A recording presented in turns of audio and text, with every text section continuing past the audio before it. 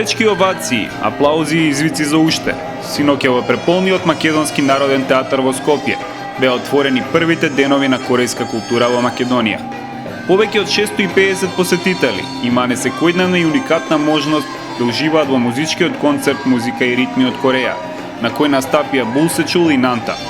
Светски познатиот ансамбл Булсечул во Скопје ги пренесе звуците на традиционалната корејска музика со модерни импровизации кои ја воодушевија публиката. 네, 저는 불세출에서 리더를 하고 있는 김용하라고 합니다.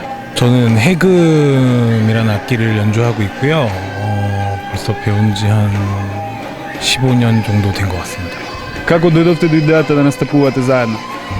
저희는 이제 같은 대학교 동기로 이루어져 있고요. 이제 거기서 같이 공부를 하다가 연습도 하고 공연도 하면서 이제 지금처럼 이제 공연 팀처럼 이제 Дали ви се допаѓа Македонија и како ја прифати публиката? 굉장히 아름답다고 생각을 했고, 네, 오늘 이렇게 공연을 해보니까 정말 반응이 좋으시고 굉장히 이렇게 공감을 잘해주시는 것 같아가지고 참 행복하게 공연했었던 것 같습니다. Нивниот настап заврши со громогласен аплауз, кој најмногу беше наменет за преработката на македонската песна Зајко Кукурајко.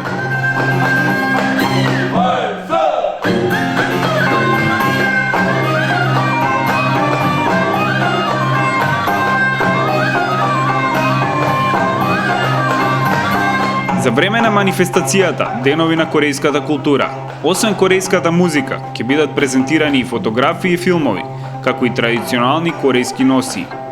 Домакин на оваа манифестација е амбасадорот на Република Кореја во Бугарија, Шингмен Хо.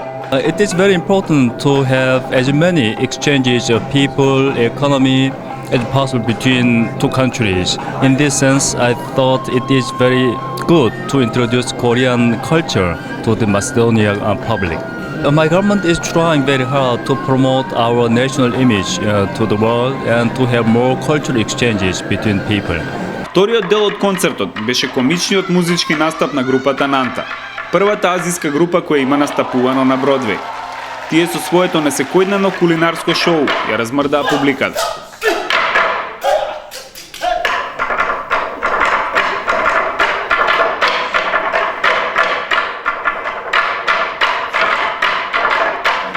Македонските граѓани ќе имаат несекојдневна можност да се запознаат со корејската музика, фотографија и филм. Манифестацијата Денови на корејската култура ќе трае до 31 декември, а влезот за сите настани ќе биде бесплатен.